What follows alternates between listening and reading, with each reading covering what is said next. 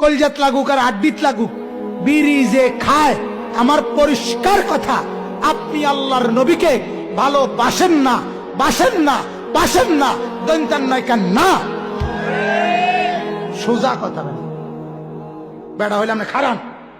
এখন বলেন, এখন বলেন, আলগা গিয়ে কয়েন না, আলগায় আমার বদনাম করেন না, তে ওয়াহাবি। এখানে বল বেটা, এখানে বলেন, এখানে বলেন, এখন বলেন, এখন বলেন কি কারণে আমি নবীর দুশ্মন?